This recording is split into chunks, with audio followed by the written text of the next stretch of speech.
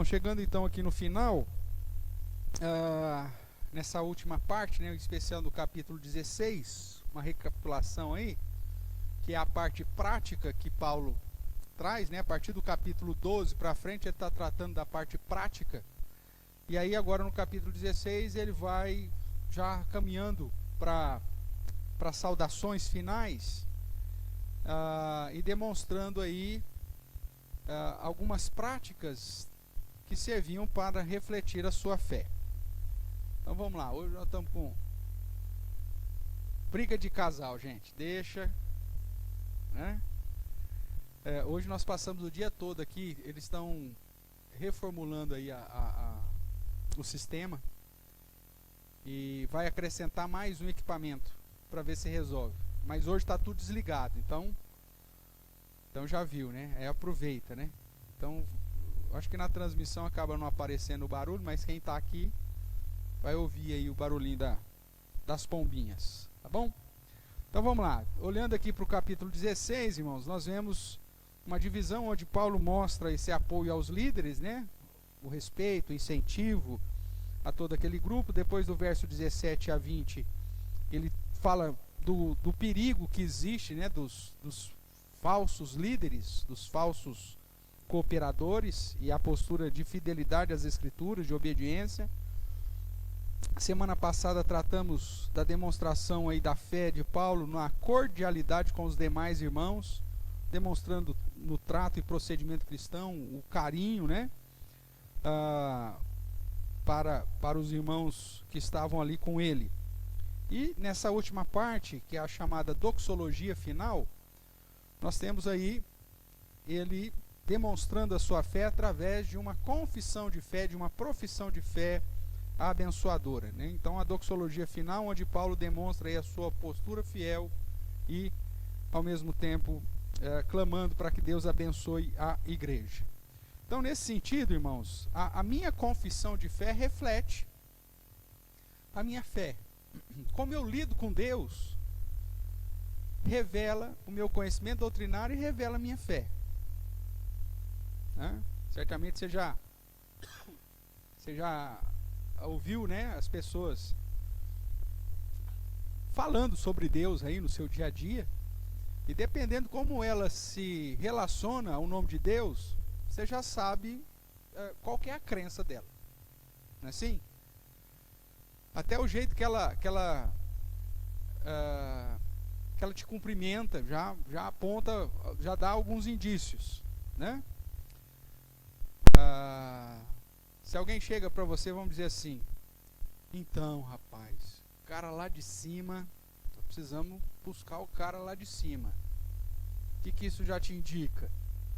Que esse cara é extremamente reverente, fala a verdade. É óbvio que não, né? Esse cara, na verdade, não entende nada. Ou o cara que tenta demonstrar uma intimidade muito grande com o Senhor, que o desrespeita muitas vezes, né? O cara lá de cima chama Deus de você, ou coisa desse tipo. Então, o modo que você lida com o ser de Deus, o seu relacionamento com Deus, vai refletir a sua crença, vai refletir a sua confissão de fé. Se alguém chega e vai estar falando sobre Deus com você, ele fala: então, o arquiteto do universo. Não, esse cara não é cristão, esse cara deve ser maçom, no mínimo, não é verdade? Para crer no arquiteto do universo. Então, o modo como a pessoa fala de Deus, ela vai refletir o que ela crê, naquilo que ela crê, né? E Paulo faz isso na doxologia final, né? Então, aqui ele demonstra aquilo que ele crê sobre Deus. Observe algumas expressões, nós vamos trabalhar mais à frente, mas veja: aquele que é poderoso. Aquele que é poderoso. Aí depois, lá no verso 26, diz: e que agora se manifestou, foi dado por meio das escrituras do profeta, segundo o mandamento do Deus eterno. Opa! Para obediência e fé tal. Ao Deus único e sábio, no verso 27. Então veja, são expressões de Paulo que já refletem a sua crença. Ele crê num Deus único, ele não é politeísta.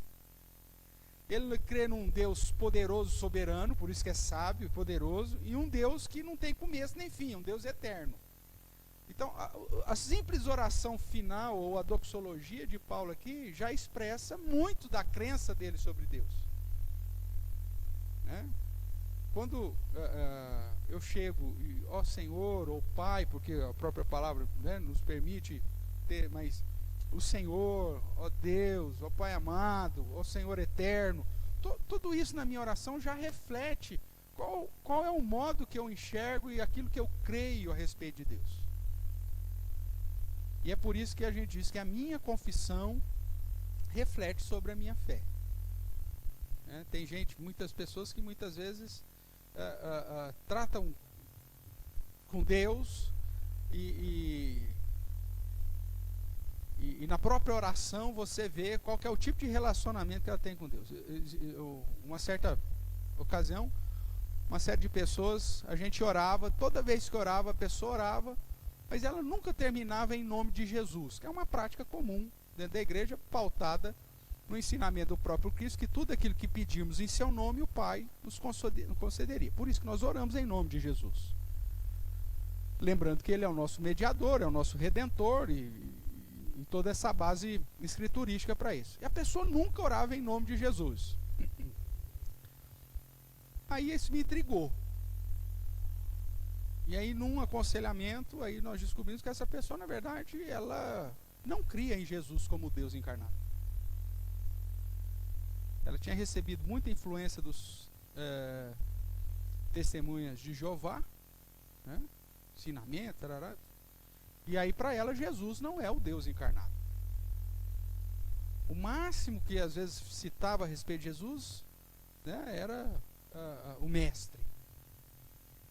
Estava meio estranho esse negócio. Quer dizer, aquela oração já demonstrava a confissão de fé daquela pessoa.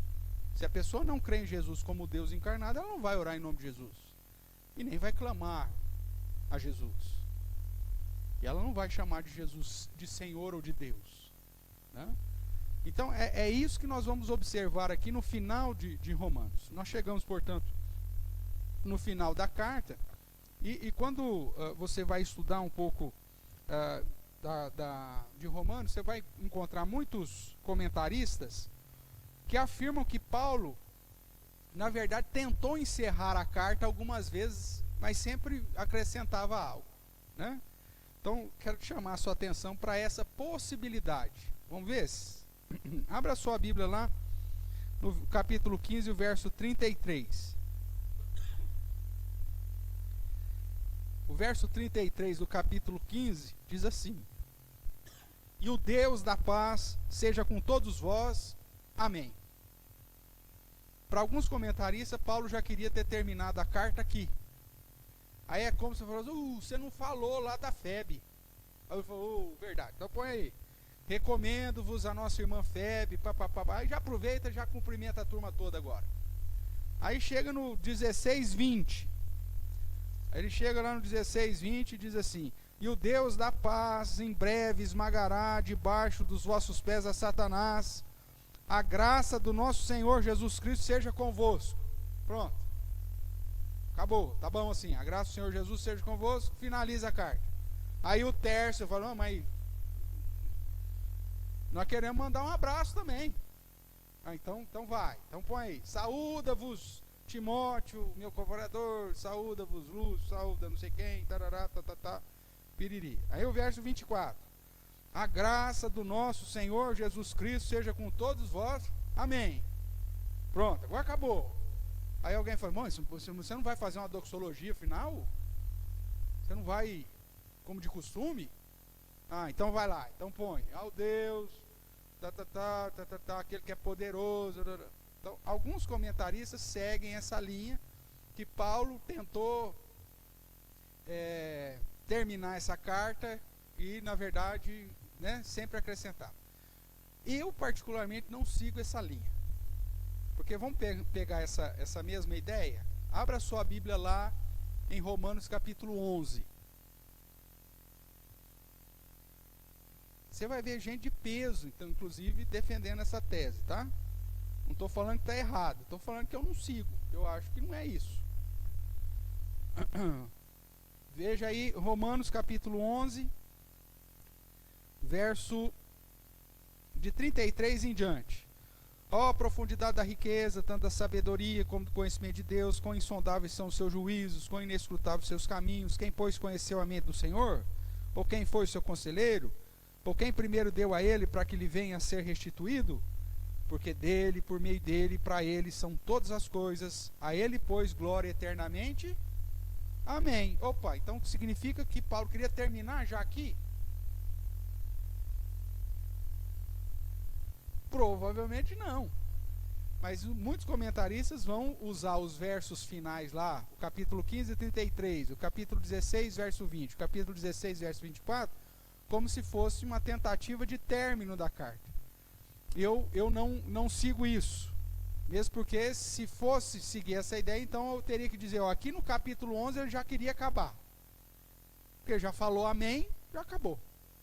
Aí ele lembrou, mas peraí, né, tem tanta mais coisa para falar, então, aí, mas aí capítulo 12, 13, 14, 15, 16, e as questões práticas, ele vai tratar só do capítulo 12 para frente.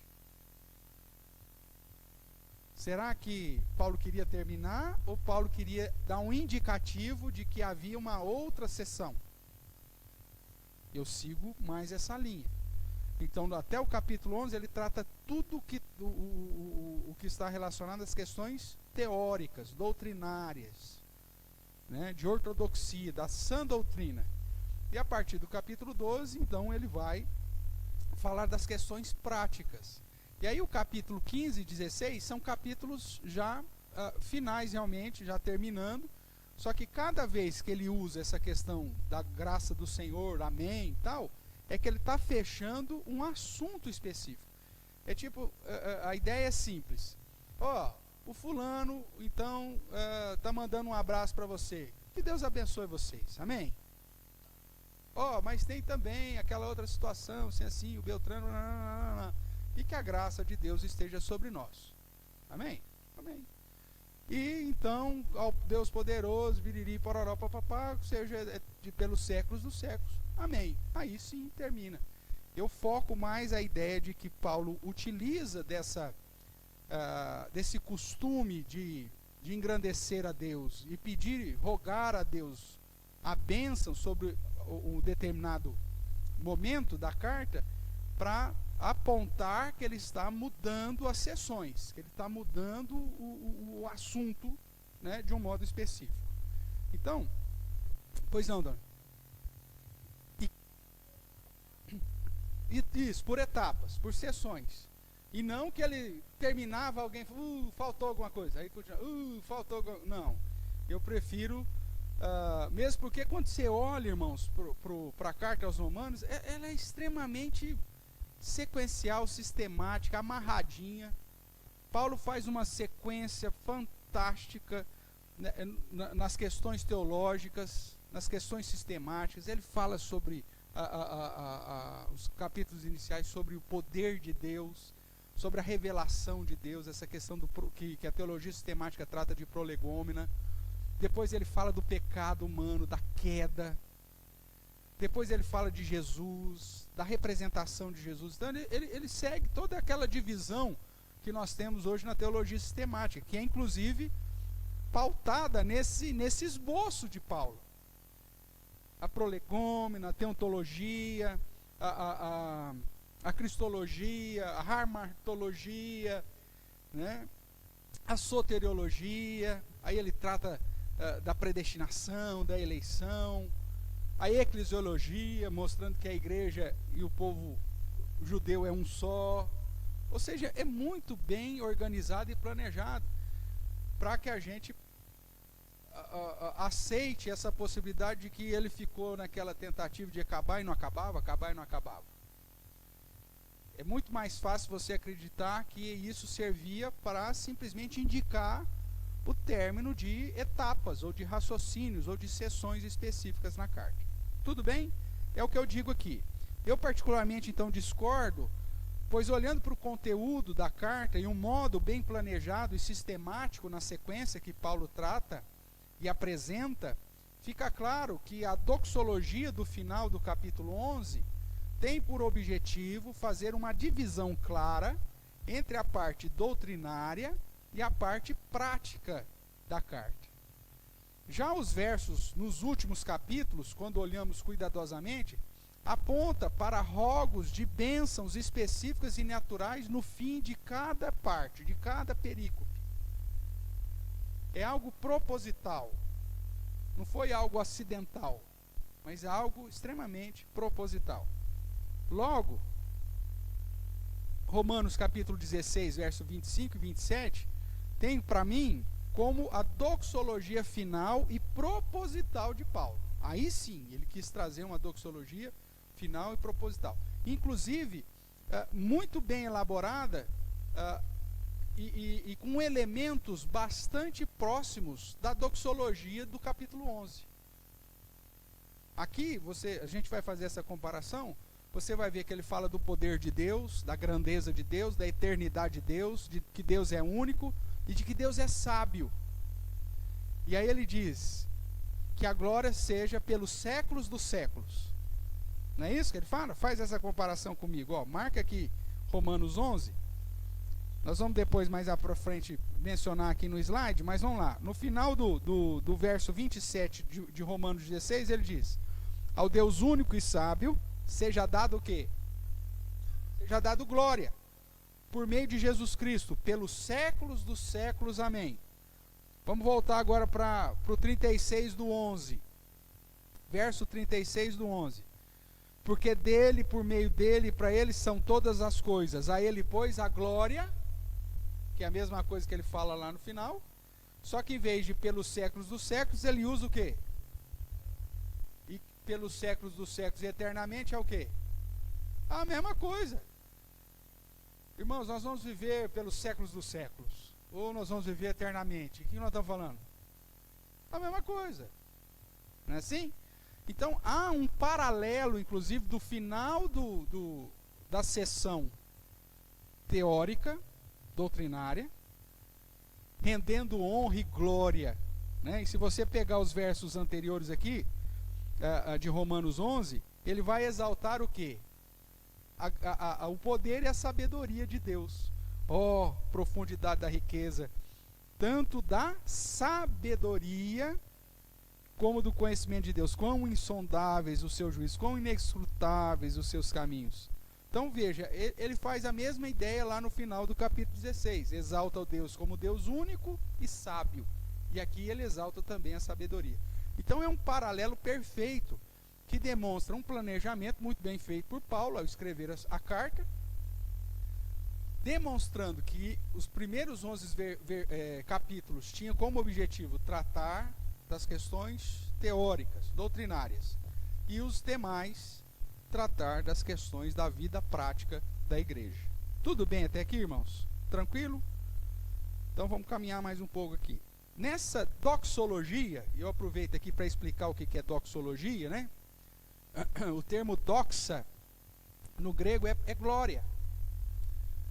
E elogio, estudo. Então a ideia é estudo da glória de Deus. Então a doxologia é uma perícope, é um grupo, né? É uma oração que dá glórias a Deus, que exalta, que glorifica o nome de Deus. Pode ser para qualquer divindade. No contexto bíblico, então sempre apontando para o Deus verdadeiro.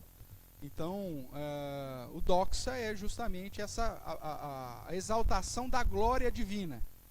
Então, doxologia se trata de uma oração final, né, de um parágrafo final, que exalta a glória de Deus. Existem várias doxologias, inclusive na carta aos Romanos, você vai encontrar várias doxologias, e nos escritos, né, da palavra do Senhor, você vai encontrar várias doxologias, que são características dos escritos bíblicos. No final, geralmente, das cartas, dos livros, há uma exaltação à glória de Deus. Então isso é doxologia, tá? Então nessa doxologia nós vemos Paulo majestosamente conectar toda a carta, quando em sua profissão de fé nos apresenta aqui uma confissão sintetizada de tudo que a carta ensina, e assim refletindo a sua fé. Nós vemos que, voltando aqui para Romanos 16, que esses 3 últimos versículos sintetiza todo o ensinamento de Romanos. E nós vamos trabalhar com ele, né?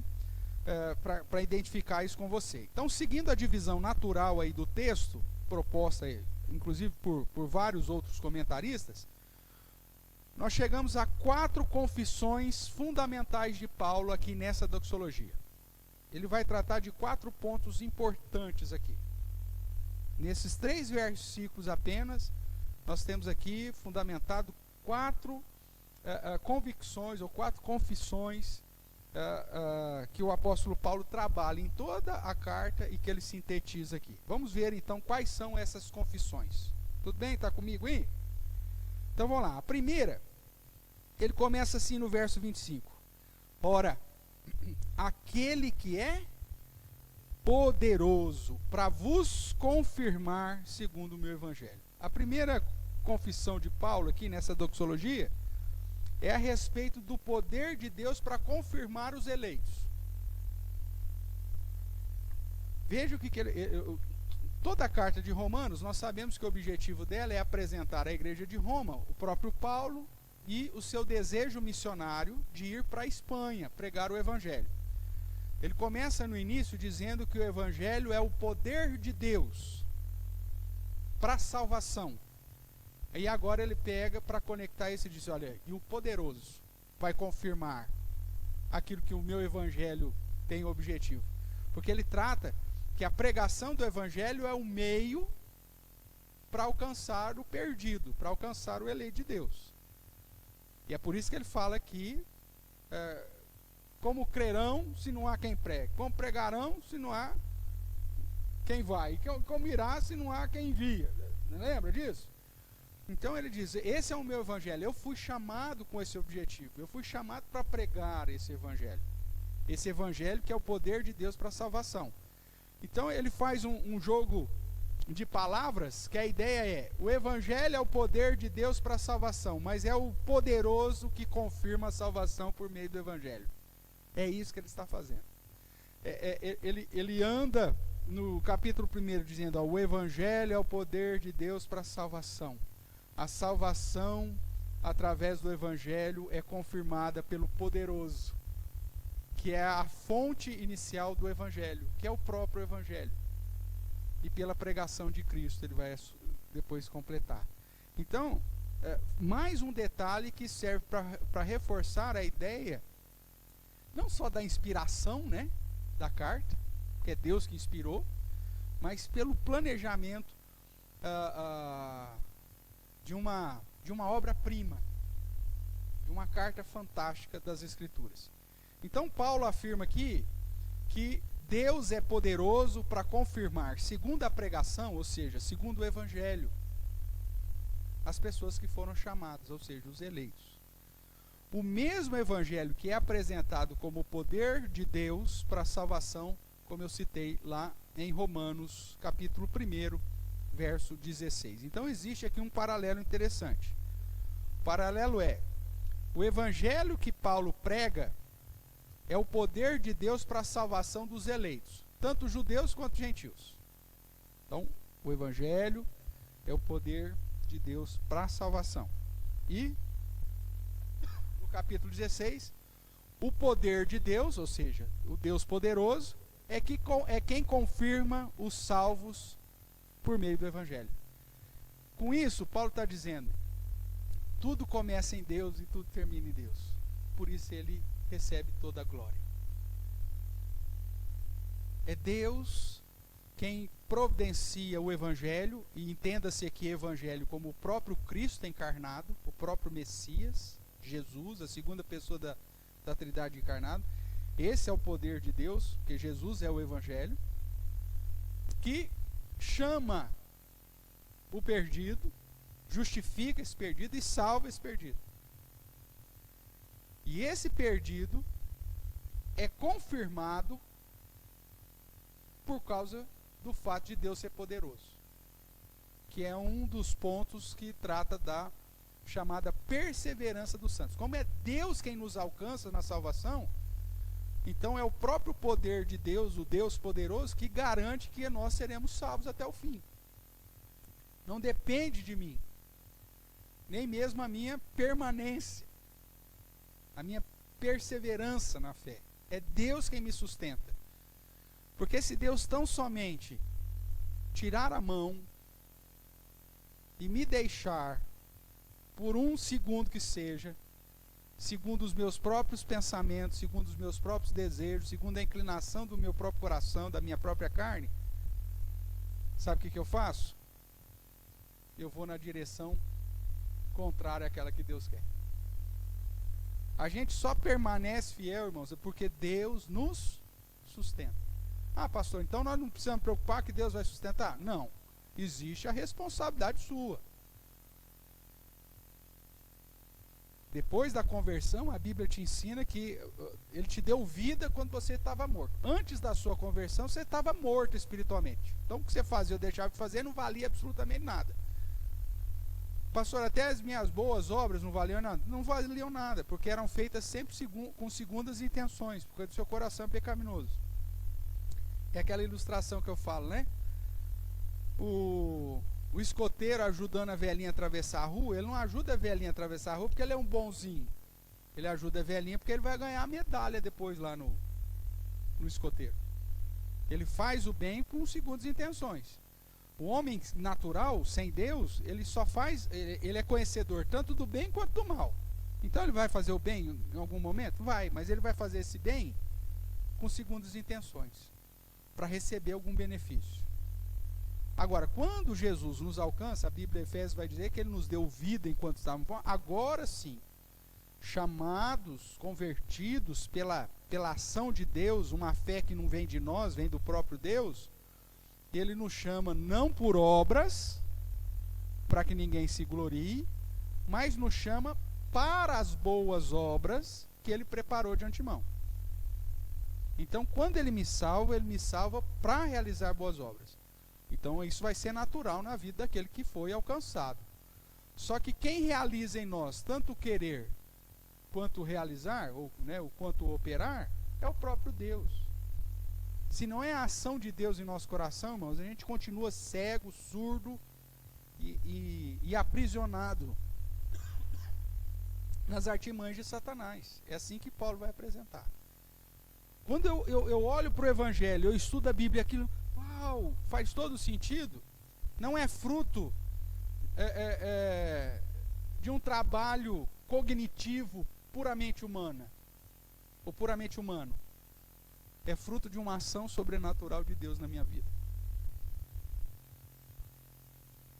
Você consegue pegar pessoas altamente qualificadas, academicamente falando, e se apresenta o Evangelho para ele, se apresenta a lógica da doutrina para ela, ela fala assim, não, tudo bem, não, faz muito sentido, mas eu não creio.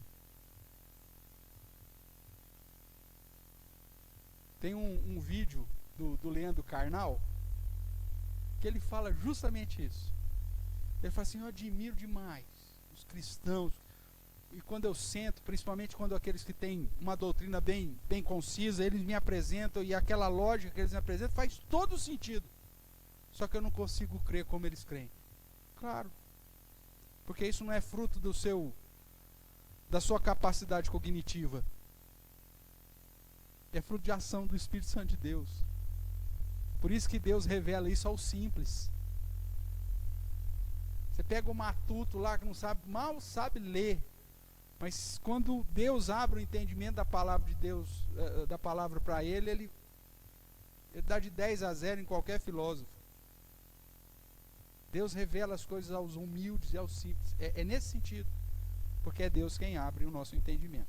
Então, é Deus quem traz o Evangelho e é Deus quem confirma a obra do Evangelho na vida dos seus. Por isso que Paulo começa dizendo sobre o poder do Evangelho, lá no capítulo 1, verso 16, e aqui no capítulo 16 ele fecha dizendo que Deus é poderoso para confirmar aqueles que foram alcançados pela pregação do Evangelho.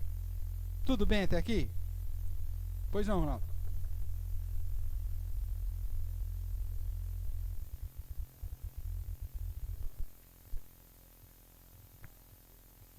Tá. Quando você pega desde o capítulo 1, ele está demonstrando para para a igreja de Roma que ele foi vocacionado, chamado, ordenado para ser um pregador do evangelho. E inclusive como instrumento da revelação desse evangelho. Então ele vai descrevendo isso conforme vai passando. Não que nasce dele, mas aquele que ele recebe e ele prega, né? Então é dele, por quê? Porque é o ministério que ele recebeu de Deus, pregar o evangelho, tá? Então é como se nós usássemos assim, ó, eu vou te falar o meu evangelho. Isso, é no sentido dessa consciência que ele tem da tarefa de exercer a função para a qual Deus o chamou, tá bom? Aí vamos lá, então, irmãos, essa sequência aí mostrando que o poder de Deus no evangelho salva e o Deus poderoso confirma, acaba explicando toda aquela ordem da salvação descrita em Romanos 8.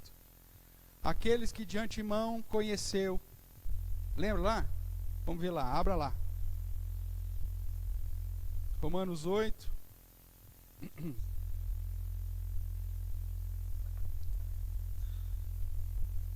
Verso 29. Verso 29 diz: portanto, ou porquanto aos que de antemão conheceu. E aí nós sabemos aqui que esse verbo conhecer aqui é um verbo especial, né, que vem do hebraísmo, yad, que é um conhecimento de intimidade.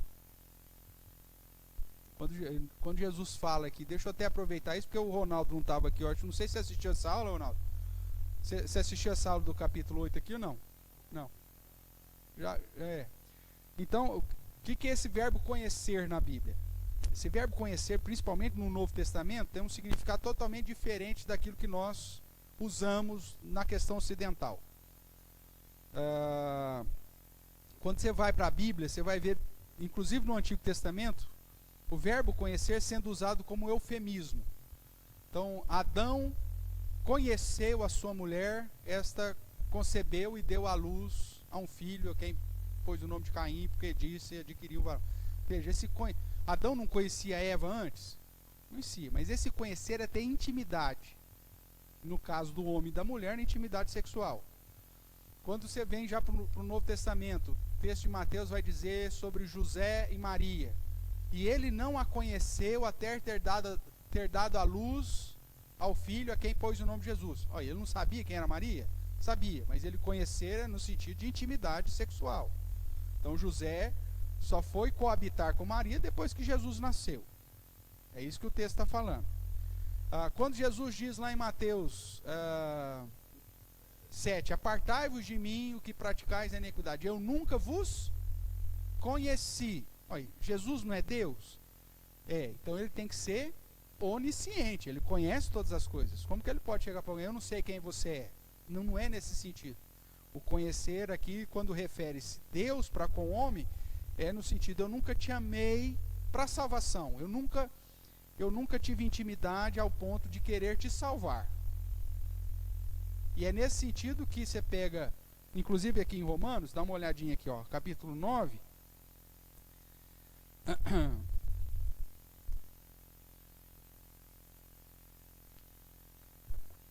verso 13. Ele está citando aqui Malaquias, se não me engano. Eu não tenho rodapé aqui, mas eu acho que é isso, Malaquias. Ele diz, e citando inclusive Gênesis, né? Já fora dito a ela, o verso 12, o mais velho será servo do mais moço, e como está escrito, amei a Jacó, porém me aborreci de Esaú. Esse me aborreci, o termo realmente é odiei. Né? Vamos comparar lá com Malaquias. Dá uma olhada lá em Malaquias.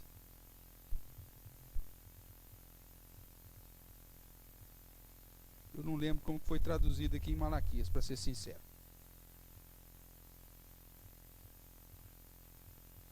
Aqui ele só fala do amor a Jacó, né? O verso 3. Verso 2, verso 3. Eu vos tenho amado o Senhor, mas vós dizeis, em quem nos tens amado? Não foi Esaú, irmão de Jacó? Disse o Senhor, todavia amei a Jacó, porém aborreci de Esaú, ou a Esaú. Se não me engano, na corrigida, é traduzido como odiei. Que é odiar não no sentido que nós também utilizamos. Nossa, fulano odeia cebola. Não é no sentido de não gostar de nenhum. Mas é no sentido de preterir, de passar por cima, de simplesmente não separar para a salvação. Tudo bem? Então a Bíblia inteira nos apresenta essa realidade. Então quando Jesus diz que eu não vos conheci, esse conheci refere-se a essa prática do aborrecimento aqui. Ou seja, Jesus não os amou como amou a Jacó para salvá-los, mas aborreceu, não conhece, no sentido, olha, você não foi alvo da minha obra ou da minha salvação. Tudo bem? Então, voltando aqui para Romanos, quando diz em Romanos 8, 29, porque os que de antemão conheceu, refere-se, traduzindo isso, não é que Deus sabia, não é um conhecimento prévio, mas a ideia é que Deus amou aqueles que de antemão foram alvos do amor de Deus. E isso está em harmonia com o que Paulo vai dizer em Efésios. Você pega o capítulo 1 de Efésios, vai dizer, e ele em amor nos predestinou, antes da fundação do mundo. Lembra desse texto lá de Efésios? Vamos dar uma olhadinha nele? Dá uma olhadinha em Efésios capítulo 1. Efésios capítulo 1, versos de 3 em diante. Bendito Deus e Pai do nosso Senhor Jesus Cristo, que nos tem abençoado com toda a sorte de bênçãos espirituais nas regiões celestiais em Cristo, assim como nos escolheu nele, ou seja, em Cristo, antes da fundação do mundo, para sermos santos e irrepreensíveis perante ele, e em amor, o que ele fez? Nos predestinou para a adoção de filhos por meio de Jesus Cristo, segundo o beneplácito da sua vontade. Então, tendo em vista todos esse pano de fundo, o que ele está falando aqui em Romanos 8, 29? Os que de antemão conheceu, ou seja, aqueles que ele amou antes da fundação do mundo, aqueles que ele separou para si antes da fundação do mundo, antes que a pessoa tivesse feito qualquer coisa, e é o que ele vai usar de argumento em Romanos 9, para dizer que ele escolheu e amou Jacó antes dos meninos terem nascido e terem feito qualquer coisa. Né? Veja aí, Romanos 9, verso 11. E ainda não eram gêmeos nascidos, nem tinham praticado bem ou mal, para que o propósito de Deus quanto à eleição prevalecesse, não de obras, mas por aquele que chama. Então Deus escolhe os seus antes da fundação do mundo. E é isso que significa então dizer aqueles que de antemão conheceu, aqueles que de antemão amou, porque o verbo conhecer aqui aponta para esse amor salvífico. Tudo bem até aqui? Então o que diz aí a ordem de salvação? Os que de antemão conheceu, ou seja, o que amou antes da fundação do mundo, esses também predestinou para serem conformes à imagem do seu filho, a fim de que seja o primogênito em muitos irmãos. E os que predestinou, a esses também chamou. E os que chamou, a esses também justificou. E aos que justificou, a esses também glorificou. Veja que Paulo coloca tudo isso no passado, inclusive a glorificação. Por quê? Porque o mesmo Deus que traz o Evangelho, que é o poder de Deus para a salvação de todos, seja gentios ou judeus, é poderoso para confirmar. Por isso que ele já considera a nossa glorificação como algo do passado. Aqueles que ele amou antes da fundação do mundo, ele predestinou, o que predestinou ele chamou, o que chamou justificou, o que justificou glorificou. Porque na visão aqui de Paulo, a ideia é que a ordem da salvação já foi cumprida, já foi realizada. Nós estamos vivendo ela, mas é fava contada, já está tudo certo. E por que está tudo certo? Porque é o Deus poderoso que confirma a nossa salvação por meio do Evangelho que ouvimos e cremos. Tudo bem até aqui? Então essa é a primeira confissão que Paulo faz na doxologia. Ele crê no poder de Deus para confirmar os salvos, para confirmar os eleitos. E é por isso que ele vai dizer, então, que aquele que é poderoso para confirmar, para vos confirmar, né, falando para o povo romano, segundo o meu evangelho e a pregação de Jesus Cristo. Tudo bem? Segundo ponto. Segunda confissão aí. Jesus é o verbo encarnado e a última revelação. Veja o que ele vai dizer assim. Então ele diz, aquele que é poderoso para vos confirmar segundo o meu evangelho e a pregação de Jesus Cristo. Ele vai dizer a respeito dessa pregação de Jesus Cristo. Conforme a revelação do mistério guardado em silêncio nos tempos eternos. Ou seja, todo o plano da salvação, irmãos, foi tratado na eternidade com Deus. É isso que a Bíblia inteira ensina. O plano da salvação, inclusive dos gentios, não é um plano B de Deus. Deus sempre quis alcançar todas as nações e todos os povos da terra. Só que nesse processo fazia primeiro a eleição de Israel, a aliança com Abraão, né, a separação de Israel, para depois em Cristo alcançar todas as nações. Mas isso que fazia parte desse mistério guardado em silêncio nos tempos eternos, e que agora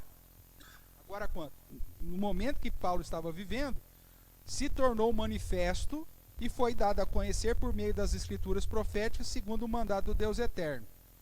Então, veja, a encarnação de Jesus e o ensino e a pregação de Jesus, o verbo encarnado, é a última revelação. É aquela revelação que estava em mistério, mas que agora se tornou conhecida. A obra de Jesus e a própria pessoa de Cristo, como Hebreus vai dizer e tantos outros textos, é a expressão exata do ser de Deus. Tudo aquilo que a gente precisava saber a respeito de Deus, nós temos em Cristo. E nos últimos dias, Deus nos falou através do Filho, a quem constitui superior a todas as outras coisas. Então, dentro dessa doxologia, Paulo está dizendo que Jesus Cristo é a revelação desse mistério. E ele vai falar isso em outros lugares. Vamos ver? Veja aí, Hebreus, né, que eu citei lá. Hebreus capítulo 1.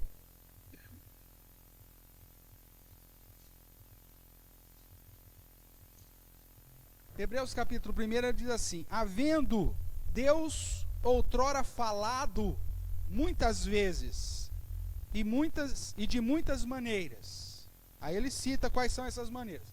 Aos patriarcas, que ele chama aqui de os pais. Então Deus falou primeiro a Adão, a Noé, a Abraão, a Isaac, a Jacó, os patriarcas. Essa foi uma das maneiras. Ok? Depois, pelos profetas. Foi a segunda maneira que Deus usa para se revelar. Através do período profético, que é o maior, que vai de Moisés até João Batista. Ok? Nesses últimos dias, nos falou através de quem? Do Filho, ou seja, Jesus, a quem constituiu o herdeiro de todas as coisas, pelo qual também fez o universo. Aí ele fala de Jesus, ele que é o resplendor da glória, presta atenção nessa expressão, né? Expressão exata do ser, do seu ser, sustentando todas as coisas pela palavra do seu poder. Depois de ter feito a purificação dos pecados, assentou-se à direita da majestade nas alturas, tendo se tornado tão superior aos anjos quanto herdou o mais excelente nome do que eles. Então, segundo as Escrituras, Jesus é que trouxe a expressão exata do ser de Deus. Todo o mistério vem à tona através de Jesus e através do seu ensino e através da sua obra. Ok?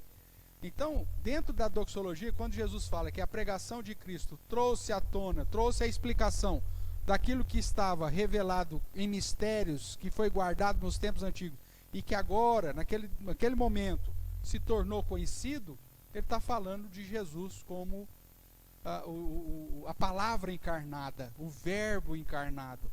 E isso faz conexão com todo o restante da Bíblia.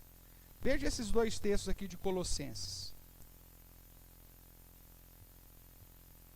Colossenses capítulo 1, verso 27, e depois o verso 2 do capítulo 2, que é definitivo.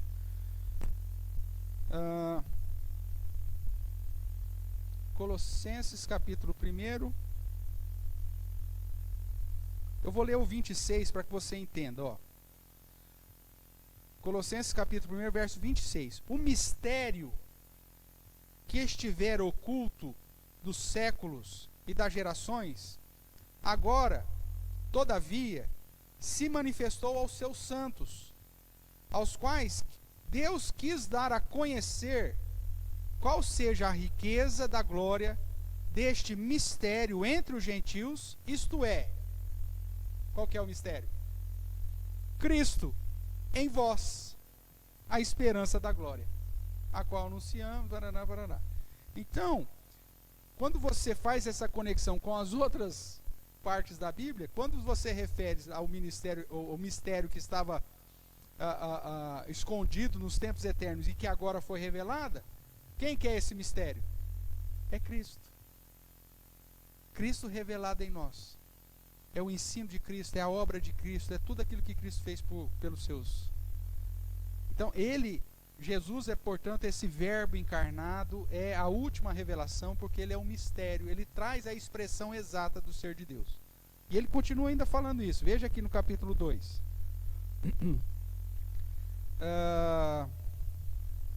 Gostaria, pois, que soubesses com grande luta venho mantendo por vós, pelos laudicenses e por quantos não me viram face a face, para que o coração deles seja confortado e vinculado juntamente em amor, e eles tenham toda a riqueza da forte convicção do entendimento para compreenderem plenamente o mistério de Deus.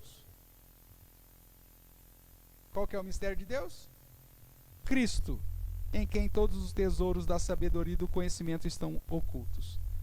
Então, na doxologia final de Romanos, a segunda confissão que Paulo fala é que Jesus é a revelação desse mistério de Deus. Jesus é o verbo encarnado e a última revelação. Não existe mais mistério para ser descoberto, irmãos. Tudo que Deus quer que nós soubéssemos foi revelado em Cristo. Por isso a prática da palavra profética hoje é um engano, é um erro. O que é profecia no contexto de hoje? É a pregação da palavra que já foi revelada. Agora essa ideia, eis que o Senhor manda te dizer, cala a boca, meu amigo, Jesus já disse tudo o que Deus tinha para me falar. E nesse ponto a gente não pode ficar em cima do muro. Ou Jesus é a expressão exata do ser de Deus, é a última revelação, é a revelação do mistério, ou a gente vai ficar correndo atrás de profetada por aí. Profeta se levantando e falando que Deus. Mesmo porque agora a nossa geração é diferente, porque o Espírito Santo habita em nós, meu amigo. O Espírito Santo fala conosco através das Escrituras. É Ele que nos ilumina para entender. Eu não preciso de um menino de recado. Então, essa ideia da manifestação do dom como da palavra profética, né? Pula fora disso. Fique com as Escrituras. É isso que é a sua segurança. Por que tem um monte de gente frustrado com o Evangelho, frustrado com a igreja, frustrado com Deus aí nesse mundo perdidão? Porque for dar ouvidos a profecias. Não existe mais. Os dons carismáticos cessaram, irmãos. Essa é uma das bandeiras que levantamos como igreja presbiteriana reformada. O fim dos chamados dons carismáticos. Existe dom de cura hoje? Não existe. Existe dom de línguas hoje, na perspectiva bíblica? Não existe. Cessou, acabou. Existe revelação, profecia, revelação hoje? Não existe. Acabou em Cristo Jesus. E todos esses sinais carismáticos eram credenciais de apostolado. Morreu o último apóstolo, acabou. Por que esse movimento agora está tentando ressuscitar os apóstolos? Ah, o fulano na minha igreja tem apóstolo. Por que está ressuscitando? Porque é a única maneira de referendar o fato de ter dons carismáticos. Para ter sinais, prodígios e sinais miraculosos, você tem que ter apóstolo. Então aí eles pegam e se declaram apóstolo para poder tentar ludibriar o negócio. Mas Jesus é a palavra encarnada, é a última revelação. Não tem mais. Tudo que Deus quiser falar para você, vai estar na onde? Aqui. Ah, mas o pastor pode pregar e aquela palavra que ele pregou falar ao meu coração? Claro. Essa é a função dele. Por isso ele é profeta nesse sentido. Mas ele vai falar de acordo com aquilo que está aqui, já revelado. Não é revelação nova. E por isso que a pregação expositiva é a maneira mais fiel de você ser profeta de Deus hoje. Porque se você for para a pregação alegórica, meu amigo, aí também, como já diz os teólogos de antigamente, sermão alegórico é do diabo. Porque ele conduz os homens a interpretar aquilo que o próprio coração deles quer. Tudo bem até aqui? Então, voltando para cá, irmãos, o tema central da Escritura é o Messias e o plano da redenção. A pessoa e a obra de Jesus é o Evangelho, é o mistério revelado. Aquilo que Jesus realizou, aquilo que ele fez, aquilo que ele ensinou, essa é a revelação do mistério de Deus. Tudo começa com Jesus, tudo termina com Jesus. A mesma ideia. O Evangelho é o poder e Deus é poderoso para confirmar. Jesus é o princípio, é o fim. A Escritura toda aponta para ele como sendo a palavra encarnada. Tudo bem? Vamos lá que o nosso tempo está voando. Terceiro, a Escritura como fonte para a obediência por fé. Volta lá para Romanos 16, por favor. Ele vai dizer assim: ora, aquele que é poderoso para confirmar, segundo o meu evangelho, falando desse poder de Deus para confirmar a salvação, a pregação de Cristo conforme a revelação do mistério guardado em silêncio nos tempos eternos, e que agora se tornou manifesta e foi dada a conhecer por meio das escrituras proféticas, segundo o mandado do Deus eterno. Com que finalidade? Para, o que está escrito aí? Para a obediência por fé entre todas as nações. A terceira convicção, portanto, que Paulo traz aqui nessa doxologia é que a Escritura é a fonte para a obediência por fé. Ele vai dizer, no início do verso 24, né? Foi dada a conhecer por meio das Escrituras proféticas, segundo o mandado de Deus eterno, com a finalidade da obediência por fé entre todas as nações. Quando você vai lá para Mateus capítulo 28, versos 18 e 20, a grande comissão, você encontra ali a estratégia para fazer discípulos. Jesus disse que o nosso objetivo é fazer discípulos. E esse fazer discípulos, ele divide a estratégia em 3 pontos. Indo, ou ide por todo o mundo. É um gerúndio, na verdade, então seria indo. Depois, batizando. E terceiro, ensinando. São os 3 verbos lá que nós trabalhamos aí no curso de liderança aí dentro da aula de prática de pregação. Se você pegar lá, fazer o desdobramento dos verbos, você vai chegar a esses 3 verbos como estratégia para se fazer discípulo. Ninguém faz discípulo dormindo em casa. Você tem que ir em algum lugar. E indo, por onde você for, você vai pregar o Evangelho. Batizando significa você conduzir a pessoa ao arrependimento e à fé para receber o sinal da aliança, que é o batismo. E ensinando a guardar todas as coisas. O que é isso? Ensinar a guardar todas as coisas. Fazer a pessoa obedecer o Evangelho. Então, a estratégia aqui para fazer discípulos de todas as nações é pregar o Evangelho, fazendo os ouvintes entrarem em aliança com Deus por meio do batismo de Jesus, não o batismo de João Batista, hein? O batismo de Jesus, com arrependimento e fé, e ensinar todas as coisas.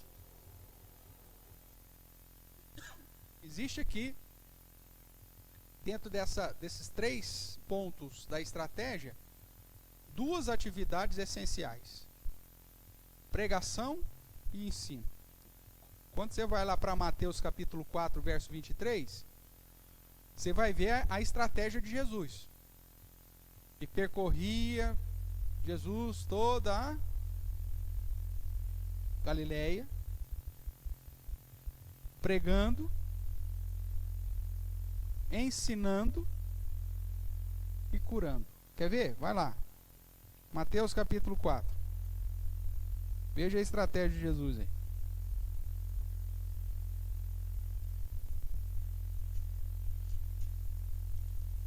Mateus capítulo 4, verso 23.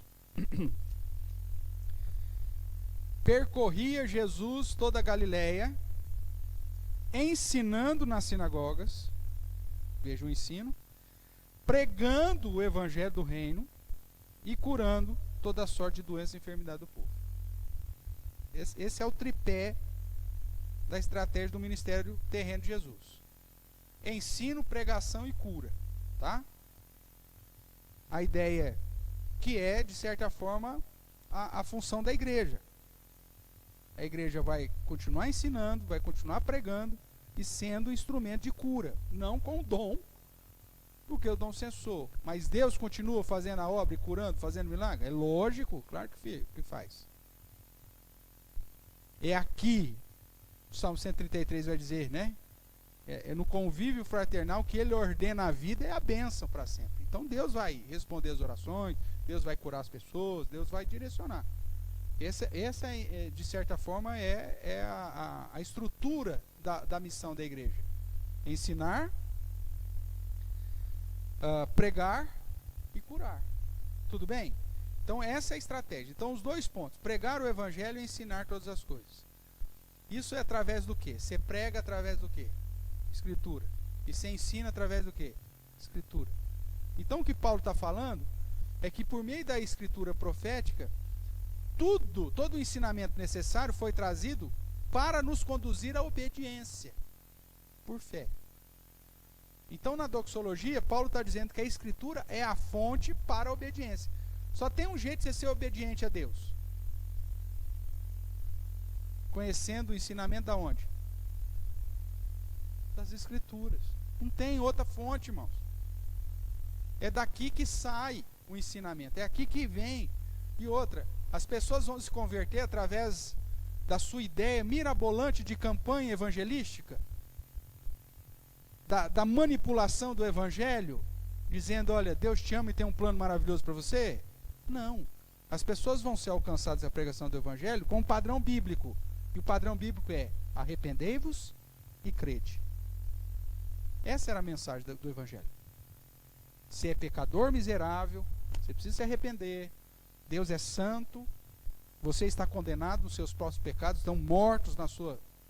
Por isso, creia em Jesus como seu único e suficiente Salvador. Essa é a mensagem da pregação do evangelho. Paulo diz: eu prego Cristo crucificado. Escândalo para um, vergonha para o outro, mas é isso. Não vai ser com bajulação, que não vai ser com palavras, com argumentos de palavras. É o que a Bíblia ensina. Pronto. E o eleito vai ser alcançado. Essa é a ideia que a Bíblia apresenta. Mas tem que pregar. É o id. Não é aquela ideia: a igreja está aqui, quem quiser entra e vem. Não. É tarefa da igreja. A perspectiva do Antigo Testamento era: vinde. Quem queria ser abençoado tinha que vir até Abraão. Quem viesse até Abraão e rogasse bênção para Abraão, seria abençoado. Quem amaldiçoasse Abraão, seria amaldiçoado. A ideia do Antigo Testamento é: vinde. A ideia do Novo Testamento é: ide. Muda a perspectiva. A função da igreja é percorrer a Galileia, é percorrer onde tem que andar, meu amigo. Então, como diz Atos, né, recebereis poder ao descer sobre vós o Espírito Santo, sereis minhas testemunhas. O que é o testemunho? É o cara que prega, é o cara que ensina sobre Jesus. Onde? Jerusalém, Judeia, Samaria, até Os confins. Então nós temos que percorrer. A igreja ela não pode ficar presa às suas paredes. Ela tem as suas paredes para reunir os convertidos para adoração. Mas o objetivo dela é o quê? É ir. É percorrer. Ensinando, pregando, curando. Essa é a ideia. Então, segundo Paulo, a Escritura é a fonte para a obediência por fé. E a Escritura toda. Quando você pega Mateus 28, verso 20, que é o terceiro ponto da estratégia, né? Ensinando-os a guardar. O que está escrito lá? Todas as coisas. Há uma repetição, né? Dessa questão toda. Toda a autoridade foi dada nos céus e na terra. Então, a base da nossa obra missionária está na autoridade de Cristo. Ele tem toda a autoridade. Ide por todas as nações. Ensinando todas as coisas. Todos os dias. Até a consumação do século. Há uma repetição nesse negócio. Então é o que Paulo está falando. É o evangelho todo, não é só a parte que interessa, mas é o evangelho todo. A todas as pessoas e de fazer discípulos de todas as nações. Em todos os lugares. Em todo o tempo. Todos os dias. Quando Paulo diz que é a Escritura que me conduz à obediência, ele então, dentro daquela doxologia, ele está falando que ele acredita na estratégia que Jesus trouxe lá em Mateus 28. O evangelho todo, a todo mundo, todo tempo, todo dia, até a consumação, até você morrer ou até Jesus voltar. Ah, pastor, já evangelizei demais na minha vida, viu? Amigo, quando você está vivo aqui, cara, tarefa de falar de Jesus para as pessoas, pregar, ensinar, ser instrumento de cura. Tudo bem? Tranquilo? E para terminar o quarto ponto aí, voltando aqui para Romanos, capítulo 16, finalzinho. Ao Deus único e sábio, seja dada glória por meio de Jesus Cristo, pelos séculos dos séculos. Amém. Dentro dessa expressão, Paulo está dizendo, faça tudo para a glória de Deus. É isso que está embutido aqui nessa frase. Deus é único e sábio, seja dado por meio de Jesus Cristo. Existe aqui um paralelo maravilhoso, né, entre o final da segunda parte com o final da primeira parte, como nós falamos lá no começo. Você pega Romanos 16, 25 a 27 e compara com Romanos 11, 33 a 36, você vai ver que ambos exaltam a grandeza, a sabedoria de Deus e chamam a atenção para o fato de que tudo é para a glória dele. Porque dele, para ele, por meio dele, são todas as coisas. E a glória eternamente. Vai lá dizer Romanos 11, 36. E aqui a glória pelos séculos dos séculos. Amém. Então, com isso, Paulo está dizendo, o que você for fazer na sua vida,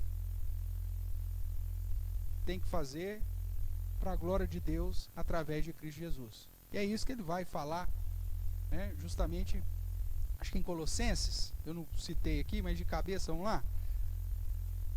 Colossenses capítulo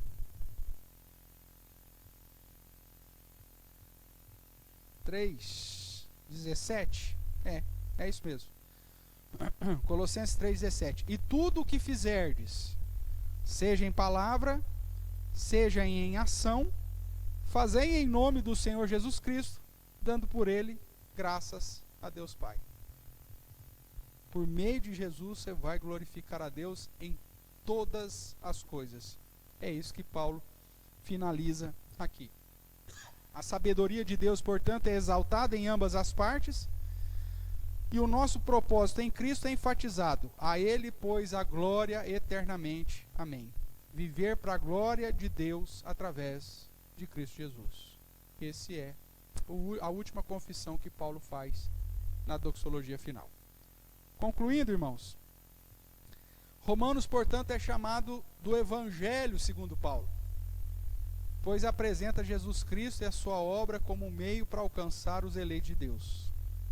Ensina de modo sistemático a base doutrinária do Evangelho e admoesta o modo como devemos andar, uma vez que o poder de Deus nos alcançou para a salvação.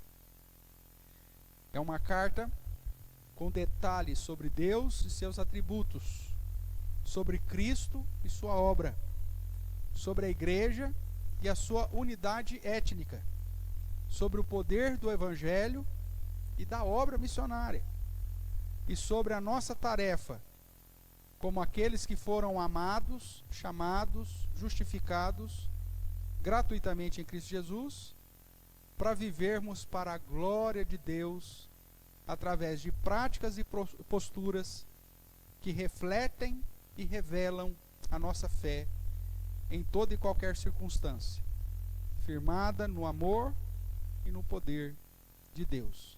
A Ele toda glória, ou só lhe deu glória. Assim, nós fechamos o estudo aqui de Romanos. Espero que toda essa sequência que nós fizemos durante esses meses tenha fortalecido aí o seu conhecimento doutrinário e as exigências práticas de vida, para que você possa, uma vez que foi alcançado pelo poder de Deus, que é o Evangelho, possa viver agora debaixo desse poder de Deus para a honra e glória do Senhor. Amém? Perguntas, irmãos?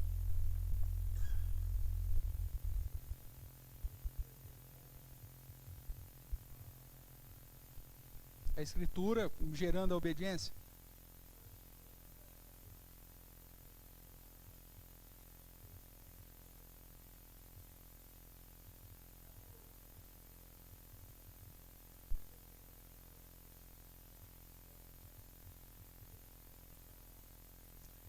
Quando falta o conhecimento das Escrituras, você tem que inventar moda. Né? Eu fico pensando,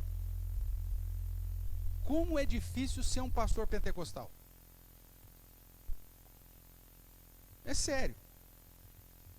Porque o cara tem que viver, rapaz, uma loucura toda semana. Porque o pastor reformado, ele tem as Escrituras. A única tarefa dele é definir que texto que ele vai pregar.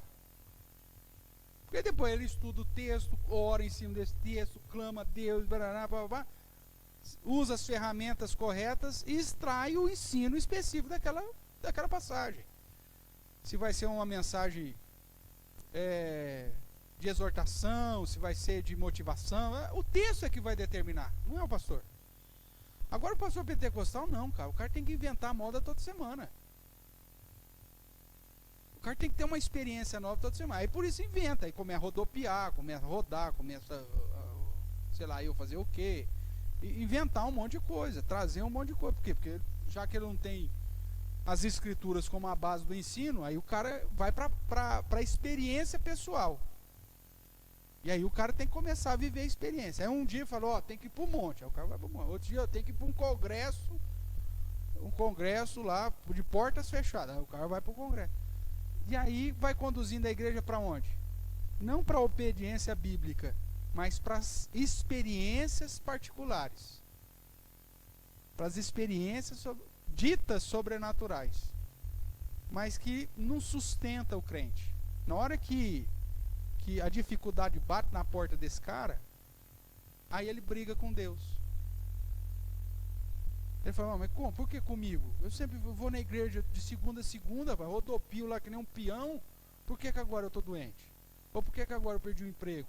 Ou por que agora roubaram meu carro? Porque ele não tem aonde se sustentar.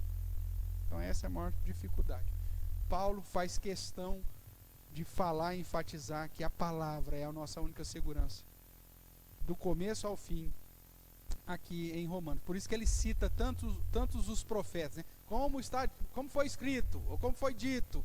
Você vê que Romanos ele é recheado de Antigo Testamento. Por quê? Porque ele fundamenta o seu ensino nas Escrituras, ou naquilo que ele chama de escritura profética. Por quê? Porque ele está pautando em todos os profetas lá para referendar aquilo, para apresentar que aquilo apontava para Cristo. Isso é fantástico. Ok? Pois não, Feito.